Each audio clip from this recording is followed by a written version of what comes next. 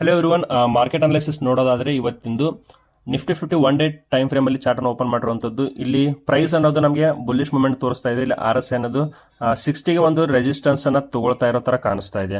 But as per ನಾವು R S I ಮುಖಾಂತರ ಹೋಗೋದಾದ್ರೆ ಬಿಯರಿಶ್ ನೋಡಬೇಕಾಗುತ್ತೆ. ಬಟ್ ಕ್ಯಾಂಡಲ್ ಕನ್ಫರ್ಮೇಶನ್ ಸಿಕ್ಕಿಲ್ಲ.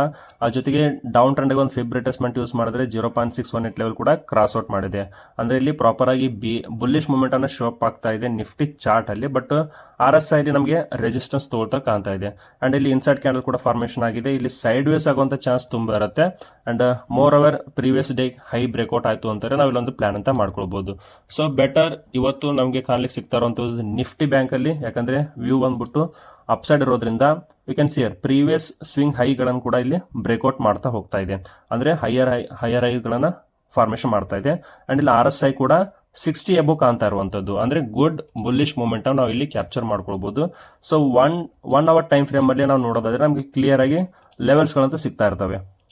ಸೊ ಯು ಕ್ಯಾನ್ ಸಿ ಈ ತರ ನಾವು ರೆಸಿಸ್ಟೆನ್ಸ್ ಝೋನ್ ಅನ್ನು ಮಾರ್ಕ್ಔಟ್ ಮಾಡ್ಕೊಂಡಿದ್ದೀನಿ.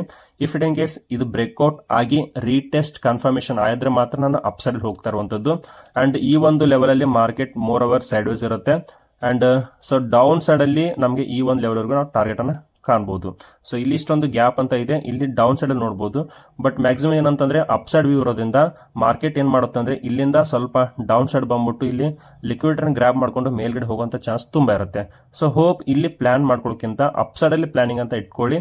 And so if it in case ಈ ಲೆವೆಲ್ ಬ್ರೇಕ್ ಡೌನ್ ಆಯ್ತು ಅಂತಂದ್ರೆ ನಾವು ಡೌನ್ ಸೈಡ್ ಅಲ್ಲಿ ಪ್ಲಾನಿಂಗ್ ಅನ್ನ ಮಾಡ್ಕೊಳ್ಬಹುದು. ಸೊ ಇದು ಇವತ್ತೊಂದು ಅನಲೈಸ್ ಆಗುತ್ತೆ only for education purpose. And better ನೀವು ಅನಲೈಸಿಸ್ ಮಾಡಿ ಅಂಡ್ ಈ ಒಂದು ಲೈಕ್ ಅಂಡ್ ಶೇರ್ ಮಾಡಿ. Thank you.